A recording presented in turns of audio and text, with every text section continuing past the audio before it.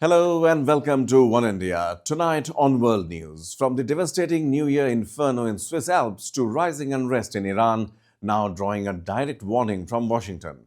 Lives lost, streets burning, and region on edge. This is World News. Let's begin.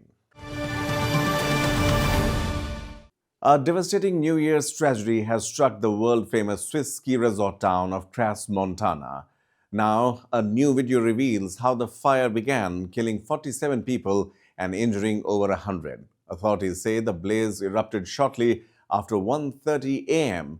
at La Constellation, a venue crowded with New Year's Eve partygoers. Take a look at the blazing catastrophe. So, this story starts at a New Year's Eve party inside a bar in Krantz, Montana. People are celebrating. Music's loud, champagne bottles, sparklers, the whole thing. And then it happens. A spark hits the sound-absorbing panels on the ceiling, the kind made from plastic foam, and they catch fire almost instantly. From that moment, the fire spreads fast, like faster than people can react. And this is where things get really tragic. More than 110 people are injured. Many of them don't just have burns, they have life-threatening burns. Doctors at Luzon University Hospital say some adults and children have burns covering over 60% of their bodies. 60%. When burns reach that level, you're not just treating skin anymore. Doctors are worrying about organ failure, infections, smoke inhalation, and toxic fumes from the burning plastic. Some victims might need extensive skin grafts. Recovery isn't measured in weeks, it's measured in months, even years. And meanwhile, outside the bar, chaos. New video shows people trapped at the only exit from the lower level. Flames are pouring out behind them, people are screaming, and there's this sense of pure panic because there's just nowhere to go. Fast forward to the next day, and the town looks completely different. Hundreds of people gather outside La Constellation. They're lighting candles, laying flowers, hugging each other, crying. You can literally see the shock on their faces. This wasn't just a fire, it was a community-wide trauma. So, what went wrong here? Well, sparklers were being waved inside a packed bar, and right above people's heads were flammable acoustic panels. Once those caught fire, things escalated too quickly for anyone to control.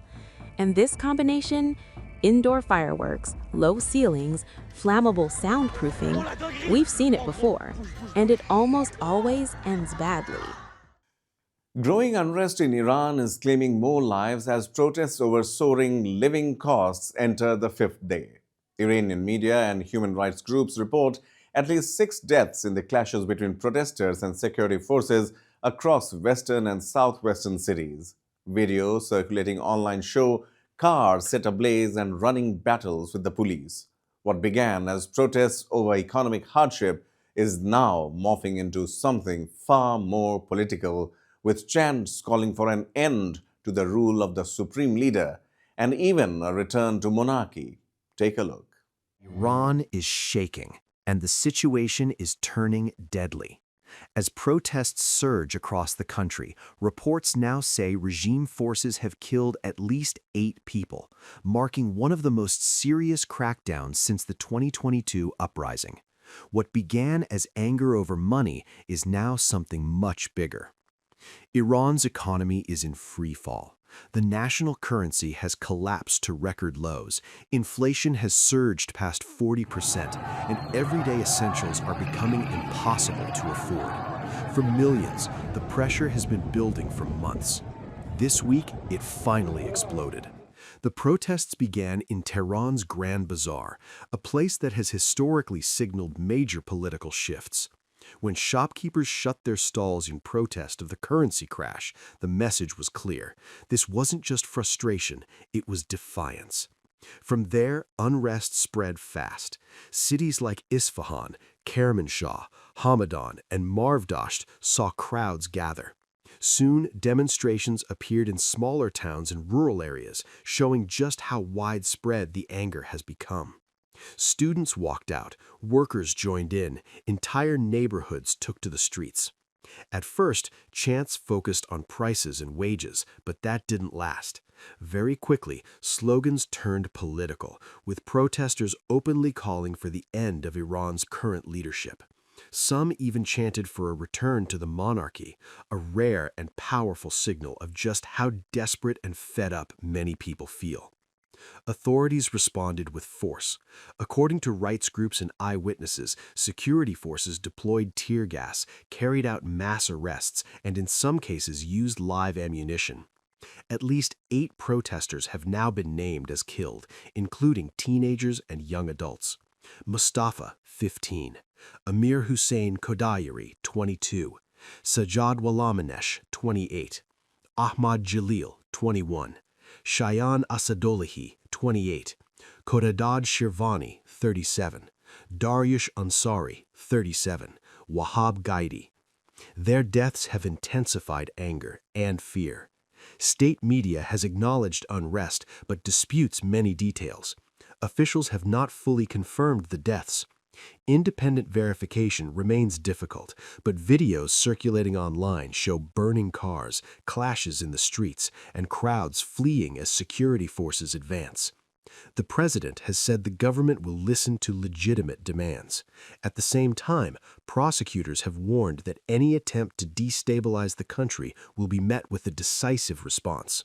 Schools, universities, and public institutions have already been shut down in several regions, officially for energy conservation, but many see it as a move to contain protests. This is the largest wave of unrest since the Mahsa Amini protests, and while it may not yet match the scale of 2022, the anger feels just as deep. Economic collapse has reopened political wounds that never truly healed. Iran is standing at a critical moment. The streets are speaking louder each day. The pressure is rising, and the world is watching to see what happens next. Meanwhile, US President Donald Trump has issued a blunt warning to Tehran, saying Washington would intervene if Iranian authorities violently suppress peaceful protesters. In a post on Truth Social, Trump wrote, "We are locked and loaded and ready to go." The response from Tehran was swift. Iran's top security official Ali Larijani dismissed the warning, accusing Trump of adventurism and telling Americans to watch over their soldiers.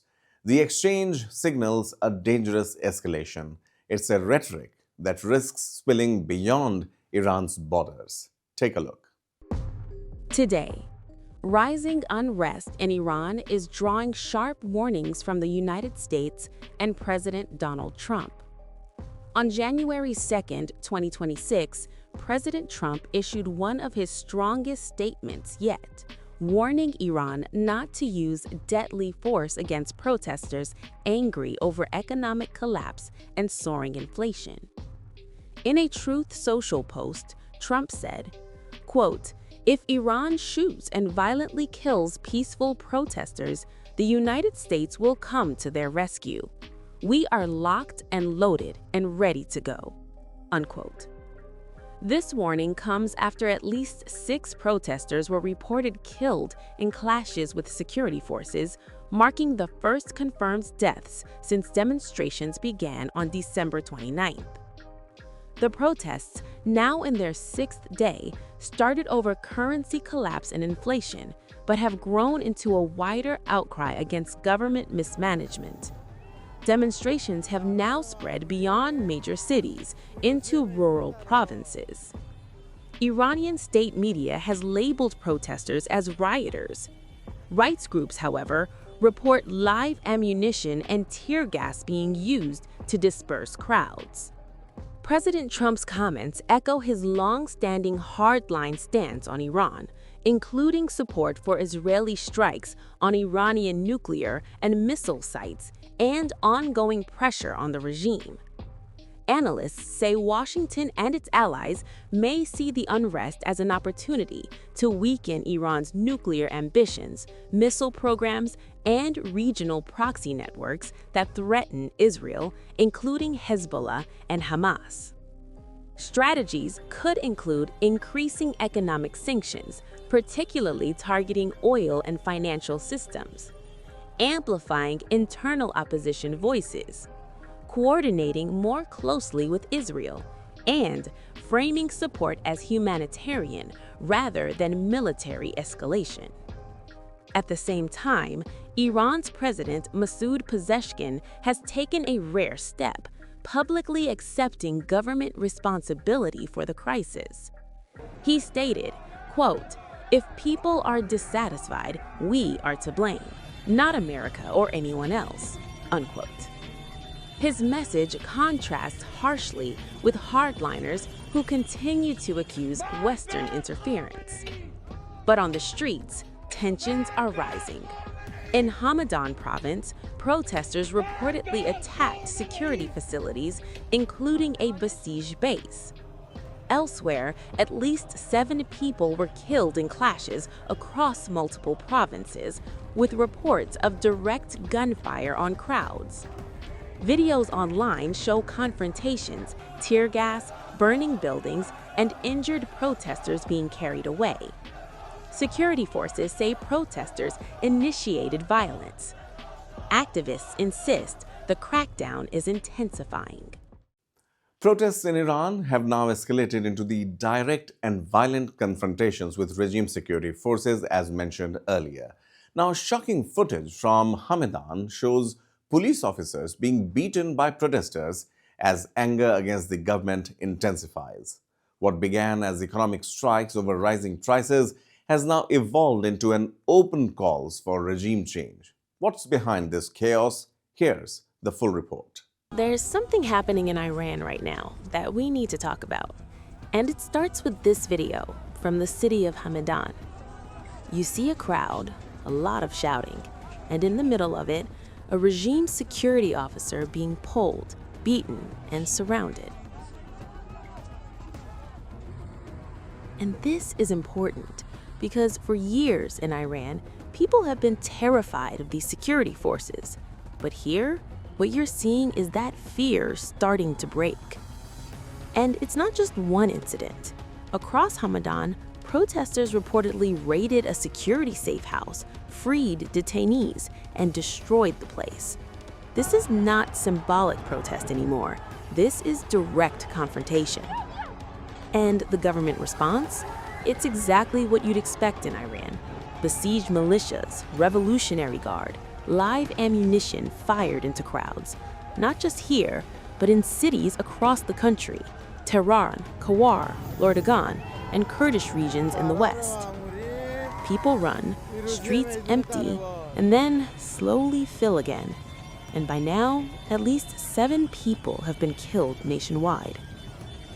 So, how did we get here? Because this didn't start as a political uprising, it started in the bazaar. On December 27th, shopkeepers in Tehran went on strike. Why? Because Iran's economy is collapsing, the currency is tanking, prices are exploding. People can't afford basic goods anymore. And this is where economics turns into politics. Because when you mix corruption, mismanagement, foreign proxy spending, and daily hardship, eventually, people stop whispering. They start chanting. Things like, "Death to the dictator," "Death to Khamenei." And if this sounds familiar, yeah, we've seen versions of this before. The Masa Amini protests in 2022, student movements, labor strikes. But this time, the anger is deeper, more desperate, and more coordinated. Meanwhile, outside Iran, you have Reza Pahlavi, the exiled crown prince, posting messages, calling this the dawn of a new era, urging nationwide strikes and unity. Some protesters chant his name, others don't, but the symbolism matters. And then there's the other layer. Iranian officials and critics pointing at Israel and foreign intelligence services, claiming outside interference, even suggesting Mossad is encouraging protests. Now, there's no solid evidence for that, but it shows you how sensitive and insecure the regime feels right now. So, what is the government actually doing? Publicly, they say they're listening, They talk about patience, reform, declaring protests. But on the ground, besieged forces, tear gas, live fire, arrests, intimidation. Whole neighborhoods of Tehran feel like martial law zones. And that brings us to the big question. Because movements like this, they don't always burn the same way. Some flare up, then fade. Others don't. Right now, Iran is on night 6 of continuous unrest. And unlike past moments, this one isn't just about politics, or just about women's rights, or just about one incident.